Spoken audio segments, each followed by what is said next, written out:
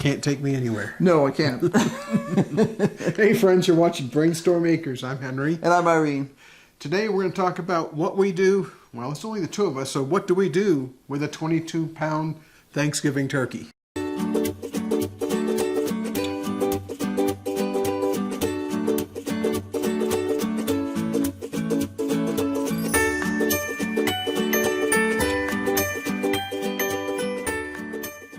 First of all, when you're cooking a turkey, it's always how big do you get one? And the whole idea of getting like a 12-pound turkey or something, that's only twice the size of a good-sized chicken.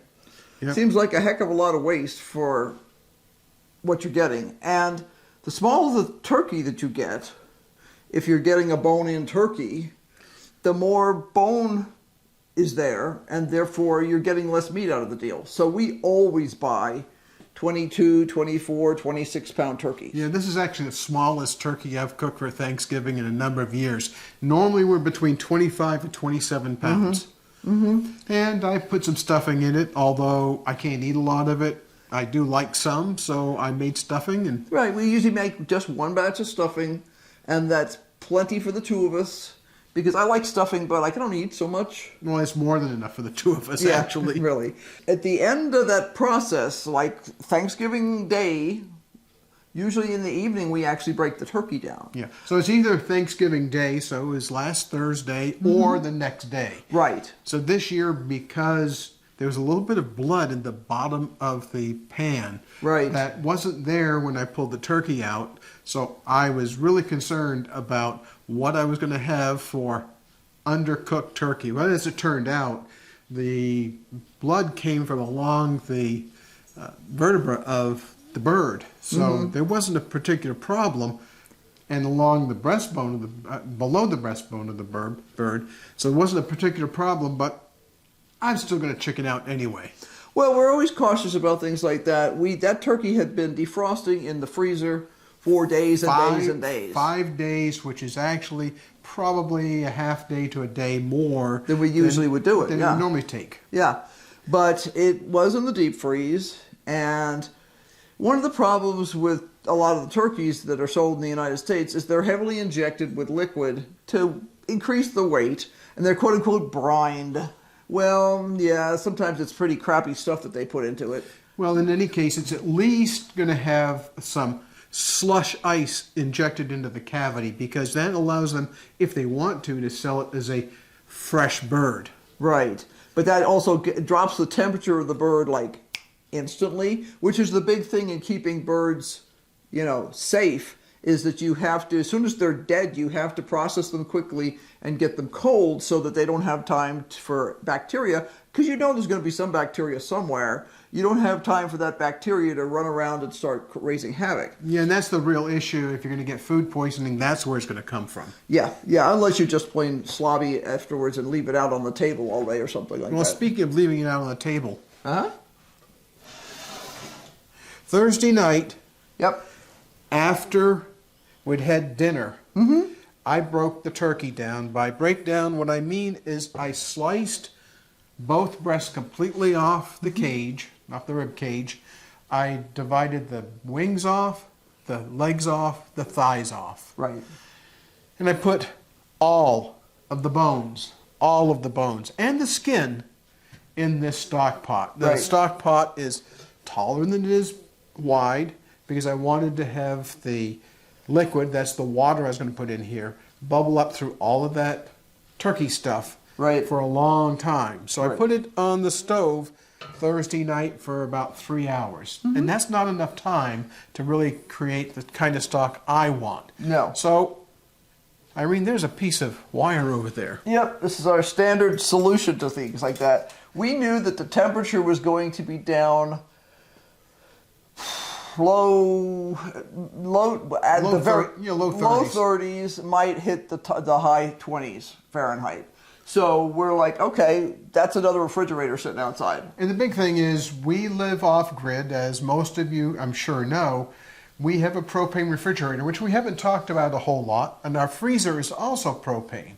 And the problem with that is it doesn't recover quite as fast as one that runs off normal normal. Right. Mains powder, that's the normal line powder. They're also small. They're also smaller.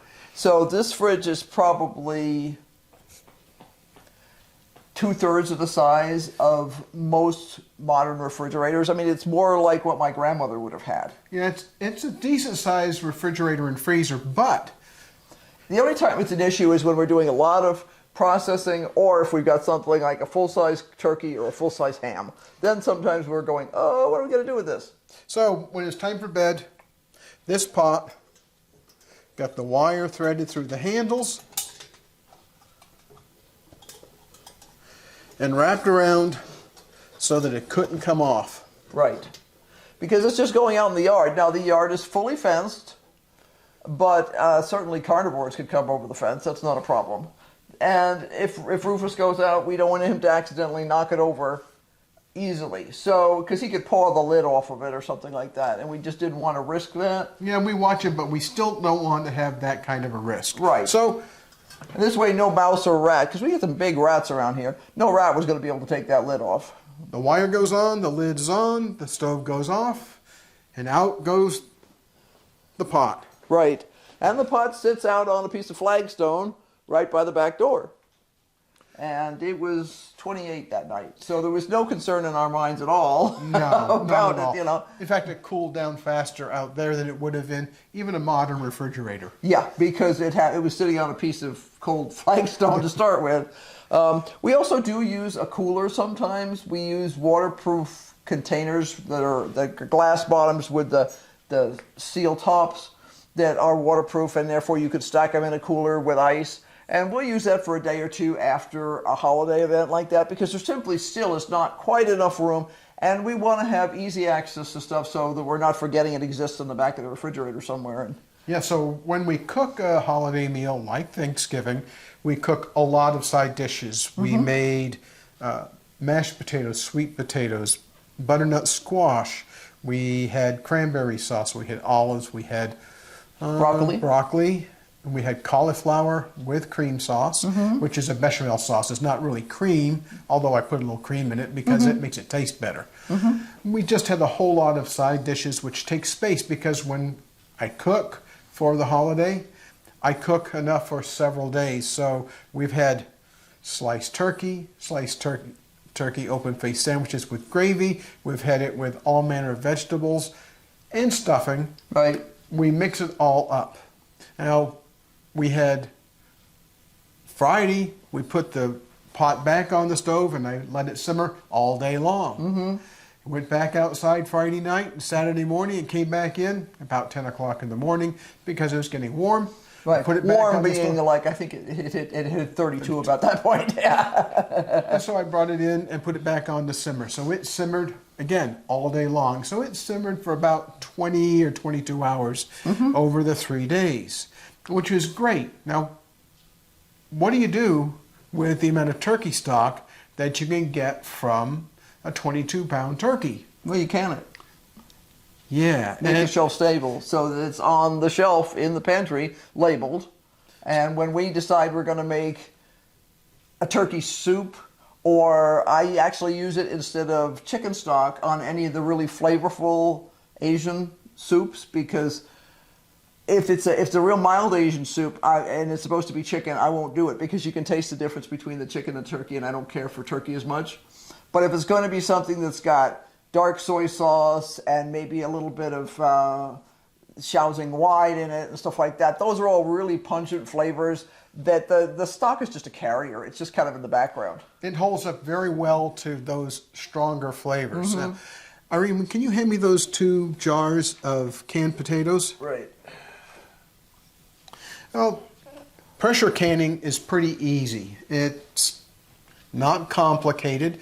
It just takes a little bit of pre-planning. And last year, actually I think 2 years ago, I had some potatoes, ordinary potatoes, that were going to go soft or turn green. They were in dark, so they weren't going to turn green quickly, but they were going to go soft. So what I did was to cut them up, peel them, cut them up, and process them according to the Ball Blue Book. That was 2 years ago. Last year, It's called brain fart. yeah, it was. I had like one potato left over. One large russet potato left, and I said, well, I'm going to do some other canning. I'll go ahead and just process this one as well. And I did, mostly. Yeah, you forgot one step. And what was the step? Well, when you do potatoes or anything else that's super starchy like that, what you have to do is you cook it in water first, then you ditch that water and you refill it with hot water, and then you can it. And in the process of just kind of doing 9,000 things at once, he forgot to ditch the water. And what that meant then is we end up with this very gelatinous mix. It's basically solid potato starch. Now, if you know anything about canning... And the problem is the canning schedules aren't planned for you to have this amount of starch in the water. Right. If you buy canned potatoes that come in a can from the grocery store, the water in there is like this. It'll just be barely cloudy or it'll be clear. Yeah, so and that's because even for the commercial canners, they don't want to risk it. It gets more and more complicated and more dangerous when you use starch that will coagulate like this. I mean, this is like white paste that we used to have when we were in elementary school. Used to eat it because it tasted like spearmint. Yeah, they put mint in it. I think that was a ploy on the part of the paste manufacturers. I ate a lot of that glue in the old days. So what am I going to do with this? Well, I can tell you, I've been holding this. To compost. I've been holding this so we could talk about the general process of saving leftovers by pressure canning. You've seen one that's done properly. This one is not done properly. It's probably okay, but it's not processed according to the specifications. I'm going to throw this out. Yeah, this will go in the compost pile. It's a perfectly compostable thing. It's not going to hurt anything. Now, if you are doing something like a fruit and you decide that you want to have...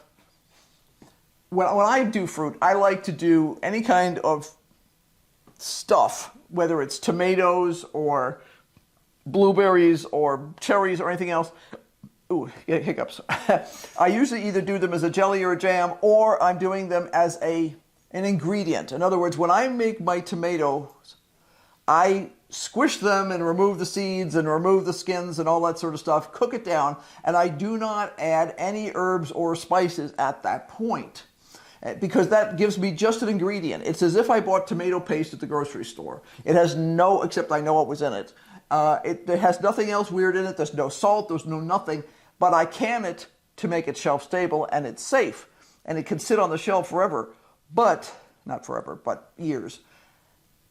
If you're doing that with fruit, sometimes people want to say, oh, I just want to have apple pie filling, or I want to have, blueberry pie filling.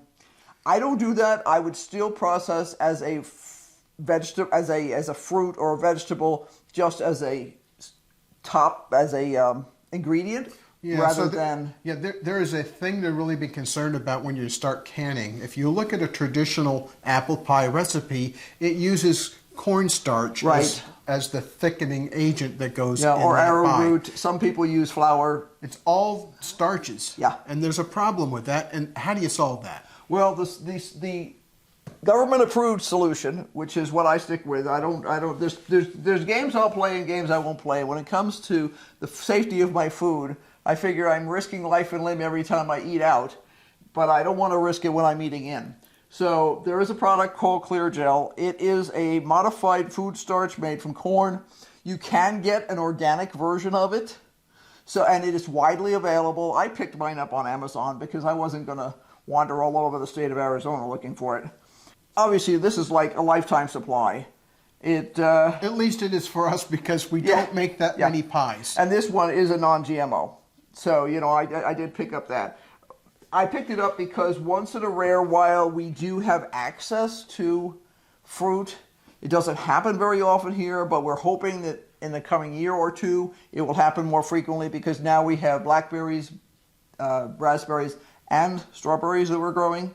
And if we can keep the rodents from eating them all, it would be nice to be able to make some cool stuff. Now, when you make fruit things that are jams and jellies, you use pectin. The problem with most pectins is they require a lot of sugar.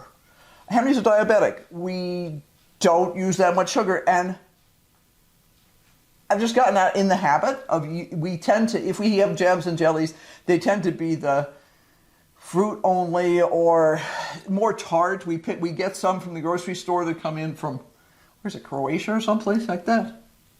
Something I think like that. it is, yeah. But they're Serbia. sour, Serbia, okay, they're sour cherry, they're the more tart and zingy sort of flavors rather than the super sickening sweet stuff. Well, if you decide to make your own fruit jams and jellies and you don't want that amount of sugar, you can either get, Certo does make some low sugar stuff. It's a special mix. So it's a liquid pectin, and it is a relatively short shelf life in terms of the pectin itself. Right. It comes in a pouch, you squeeze it out, it's very thick, it works very, very well. It does. In fact, I think they also do a dried version. Yeah, we make jalapeno jelly. Yes, we do use all that pectin. I discovered this stuff by accident.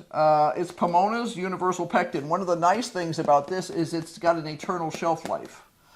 It's a two-part process. You use the pectin that they give you, and you have to follow the instructions on these things. You can't wing it. You can't use grandma's recipe. You have to use the rules that they give you. Otherwise, it's not going to turn out, and I will have no sympathy. There are things that are art, and there are things that are science, and this is one of those things that's science, just like canning is science.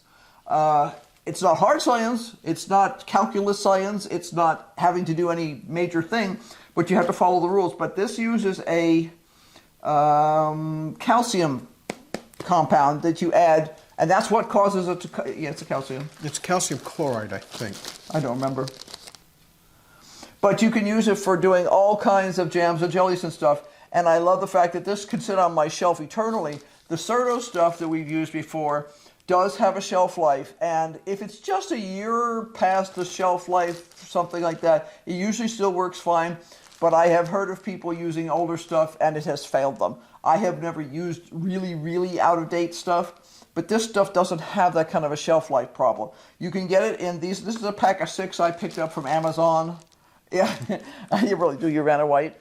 But it also comes in a larger container. I just chose to get, this was what was available, and I was experimenting with it, so I didn't want to commit myself to, like a 10-pound container that would be there. Yeah. One of the things I'll say is, if you've never tried low sugar, but not using xylitol or the other alcohol sugars, yeah, see if you can find some and taste it, because there's a huge difference in the flavor between, let's say, a raspberry jam or jelly that's made with low sugar versus one that's made with a lot of sugar. Right. Particularly if you look at strawberry. Strawberry is a flavor that gets overpowered by a lot of sugar easily. Right. With the kind of pectin Irene was just talking about, you can add other sugar to it. Doesn't hurt it. There's nothing that says you can't do it. Right. But it gives you the ability to adjust the amount of sweetness you're getting in your fruit jam or jelly. Right, and if you have a medical reason for not consuming a lot of sugar, it's a great solution. Now, yesterday we had just a little bit of drama. We did the same drama a few months back. Yeah, drama. We had a canner fail. We started canning about 6:30 last night. The show, we should have been done by 7 o'clock. Or at least by 7:30, without a doubt.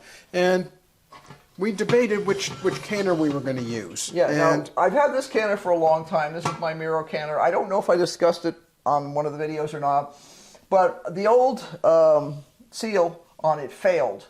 And in retrospect, now looking back objectively, it probably wasn't the only problem the thing has. This also has a, can you pick it up? I was just taking the top off, but it's not unlocked all the way. There you go. This also has a safety right there. That is a spring sort of a thing. And in past years, there were times when I was practically boiling the thing dry in order to finish the processing. And I just kind of didn't think about it. And the last couple of years, mostly we've been using our big canner, but I like having a smaller canner just for those times when Oh gosh, you've only got a couple. Why do I want to fire up this monster when I could, or say if I'm doing small things like 8-ounce jars of jellies or, jalapeno jelly or something like that, why do I want to do a giant thing? So last night we decided we would use the old one because I contacted Miro, the company that makes this, and I said, hey, I haven't been able to find a new seal. And they say, oh, we don't make that anymore, so throw it away. And They discontinued the canner. Yeah, we discontinued that, so just throw everything away. And I'm like, that annoys the bejesus out of me. We are in a throwaway society. We don't like doing that when we can avoid it. So I went online on Facebook to one of the canning groups there, and I asked if there was a source for not easily found seals, just the rubber seals like this, that you need for a lot of the canners. Now, this canner does not use a seal. It's got a machined edge that fits. But a lot of the old canners do use it. And I found the resource.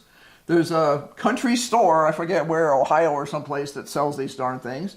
I contacted them, was able to get it. It was inexpensive. With shipping, I think I paid maybe $15, $20. And I was like, okay, that's worth it for resuscitating a canner. But last night when we went to use it, it was obvious that the seal was not leaking.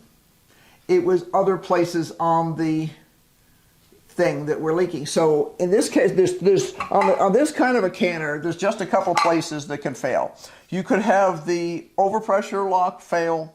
You can have this fail, but I don't know how, because this is like it's on there. It's on there. It's a weight, so that's not going to come off. And you can have the seal fail, and you can have this special lock, which is supposed to keep it, I guess, from popping open somehow. But it can also be a source of major leakage, and that's what happened last night. And we fiddled around for an hour trying to get that thing to come up to pressure, and we couldn't do it. It was still fine because we still had time to get the. So Henry dragged the monster out. We fired that up, and we were cooking and done in no time at all. Less than an hour from the time we started, it was done. Because it's only 25 minutes to cook broth. So we haven't opened this up. We finished canning about 8 o'clock last night. Right.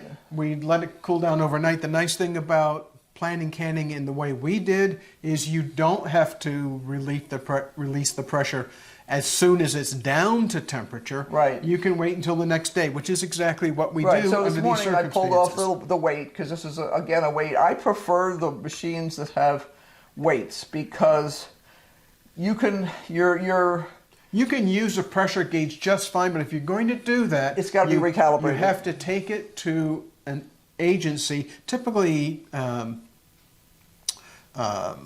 one of the county agents. Yeah, the county extension agents for the government can do it. I can't, they have the facilities to. Well, they're supposed to be able to do it. I have never tried to see if we could do it here or not. But I like the ones that have, like this has a pressure gauge on it. So I can see where it is. I can say, oh, gee, I'm getting impatient. And I'm like, oh, it's only halfway up to temp. Which is exactly what she said last night. Yeah, I'm like, oh, I'm being impatient. And I'm like, oh, well, I can go watch a video while I'm waiting for this. And that's exactly what I did. So this morning I took off the weight and I opened these guys, but I haven't pulled this guy off yet. I'll take this. And I know it's cold because it's sat overnight. And I don't technically need these because they're not hot. One of the things they do suggest is that when you take your things out of the canner, you let them sit someplace for a while. Some things will, especially the jams and jellies, they'll tell you like 24 hours or something like that. I'm checking the tops to make sure that the lids are sucked down, so we actually have a good seal. I can see they are sucked down. But checking them is never a bad thing. Some of the newer lids are hard to see. These are Care. They're okay. I'm not in love with them, but they're fine. And that's all there is to it. This is just clean water in here, which we'll pour on the plants outside. Now, one of the reasons why we wanted to use that smaller canner last night is it takes about a third the amount of time to heat it up and get it to pressurize as this larger canner. So one of the things we were just talking about this morning is, do we want to go buy a smaller version of this canner, which we may do. Yeah, this one we picked up from Lehman's, and this is an all-American canner, and we picked it up from Lehman's in Ohio, mumble years ago, when we were driving back from Pennsylvania. 2019. Either that or 18, I'm not sure which. It was 18. It was 2 years before 2 years we before got closed down. Yeah. So, yeah, we're thinking we may pick up another All-American canner. What I do love about the All-Americans is, first of all, they are made in the United States. I'm not obsessive about that. A good product from any place is okay with me. But if I can get one that's really reliable, like the All-American, I'll take it. You know, they warn you. There are things they warn you about, and it's very funny, like ways you could ruin it. You could bring it in out of a freezing barn and throw it immediately onto a hot surface. You might fracture the metal. Or you can warp it. You know, one of the things, this is an aluminum product. Right. And what you really do need to be careful about is you don't want to be dinging this inside surface. Right. Because it is precision machined. It's precision what machined. makes the pressure canner hold pressure with the All-American is the mating of these two surfaces. In fact, before we start canning, we have to put some oil on this inner rim so that it actually does conform together, and then you can get it apart afterwards. Right, because it is possible to get the ones that are just conforming to stick, and then you have to fiddle around with hot and cold and stuff like that to try and get them to pop apart. We've never had problems with that. I do know people who have, but generally speaking, if you follow the rules and oil it and don't go crazy, the one thing you can do is you can over-tighten these when you're putting the canner together, but we just do them snug, but not obscenely snug, and it works fine. So, but that's what we've been doing. There's nothing to be scared about when you're pressure canning.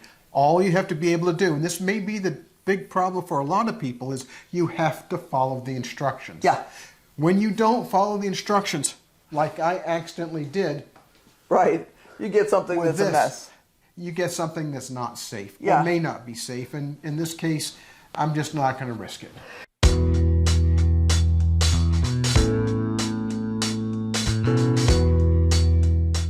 Well, I remember my mom saying that one time when I was a kid, now she would not have had a big pressure canner like this, she had a pressure cooker. And I own a pressure cooker, it's about that big.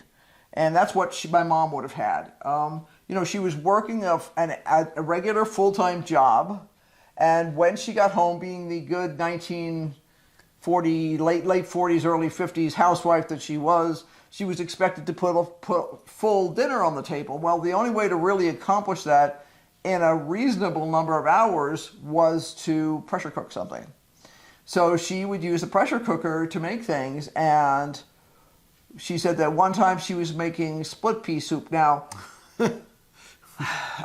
they warn you about when you're doing pressure cookers and things, there are things that you should not cook in them, or that you keep the level down. I mean, like this Miro canner and this one here both have marks on the inside as to how high the water can get. They don't want it higher than that because they don't want to risk that if something, say one of these containers here blows up. Have we had it happen? We haven't had any blow up. We've had, in all the years we've been canning, I think we've lost 3 or 4 jars, maybe. And that's because there's a jar that's got a chip out of it or something that you don't realize. The glass is fatigued. It's not from mishandling on our part. And what that can cause is then the food gets into the water. So if you had this filled too high, it would be possible to clog up the vent holes. This is where the weight goes on this machine. And before you use it, you always look through that hole to make sure there's nothing in there. Because you have 3 things going on here. You have that and this. This is the overpressure, and that before you can create a bomb, that will pop. But yeah, it just mechanically will fail. It will just fail. It's too high. Right. So, and that's the whole point, is if you were to really do something wrong, that would fail. Or if this was somehow clogged. So I always check that, and my suspicion, not having been there, was that she was using a weighted, because she always had a weighted pressure cooker. She was using a weighted pressure cooker. This got clogged, and it then proceeded to blow off the valve and squirt split pea soup all over the ceiling. And so not only did she lose half of dinner, but it was on the ceiling. And they had normal 8-foot ceilings, so it was all over the ceiling, I'm sure.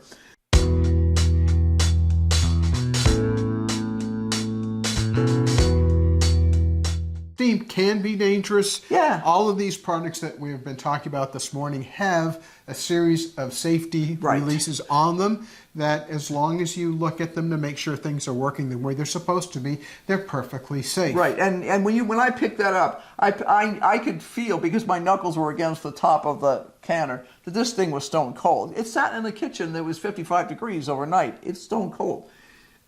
If I had been concerned, I would have picked it up and tilted it away from me so that if there was any steam still contained in here, it would go that way, not this way. So it's no different than when you're using a regular lid on a pot to pay attention to what you're doing in terms of directing steam and stuff like that, because you can scald yourself pretty darn good boiling potatoes if you've got a lid on, if you just picked it up carelessly. Whether you're burning your knuckles on the top of the pot, or whether you're directing the steam into your face and just fogging your glasses and then you can't see what you're doing. Yeah, mine aren't fogged right now. No, they're just dirty. I hope that provides some interesting information for you. I will tell everybody that Irene held a federal license and certifications for running commercially large scale, very large scale pressure retorts for canning commercial food. Right. That's for a lot of reasons that we won't go into now. So she has a lot of specialized knowledge, but you don't have to have specialized knowledge. No, people just follow the rules. You know, like I say, there's art and there's science. There's an art to creating exactly the right, like when we were developing our black bean recipe. There was an art to developing exactly the right spice, because we like a little spice in our black beans. So we had to fiddle around and figure out, do we put in a quarter teaspoon or a half a teaspoon or whatever of chipotle in order to get it to be just the spiciness we want. We didn't want it boiling hot, we just wanted a little bit of oomph to it. That's the art part. The science is we canned it according to the normal regulations for canning beans. So we make shelf-stable product, just as if I went to the grocery store and picked up a can of Bush's beans. No, they do not sponsor me. Neither does All-American or any of these other companies. But it's just the idea that we follow the rules. So there's times when art is appropriate, getting the right amount of spice in something, but being aware of what you shouldn't put in, like starches. Starches have to be added, either the commercially available safe starches or after you're done. When we used to buy blueberries, wild blueberries, I would get a can of wild blueberries that were just in a liquid. They might have had a little sugar in them, but they didn't have any starch. And then you throw them into a container, on the pot on the stove, and you add a little bit of cornstarch and you make the stuff. And then you adjust the sweetness and any spices and stuff you want to add. Most people today are accustomed to just picking up a can of glop and throwing it into a... Glop. That's what it looks like, glop. And throwing it into a pie shell and calling it a home-baked pie. If you want to do that, then you have to use something like the clear gel. If you are willing to add the starch afterwards, then it's a piece of cake. You just can it as if it was fresh fruit. Because it is fresh fruit. Yeah. Well, thanks very much for watching. Don't forget to hit like, subscribe, and press that bell that's on the screen so you get notifications of things that we have coming on. And by the way, if you're not getting notifications and you have subscribed, you need to unsubscribe and resubscribe to our channel and press that bell again, because there's funny things going on with YouTube, and we've been not notified by a lot of our channels that we watch. Well, and there's been a bunch of times lately where we're sitting going, gee, we haven't seen anything from so-and-so in a while, and we'll go look at it, and he's go, well, they've posted 4 things, and we never got notification. Oh, we're not subscribed anymore. So then you resubscribe and readjust everything. Say goodbye, Irene. We are going to be doing lots more, and until next time, bye. Keep brainstorming. Obviously, we are.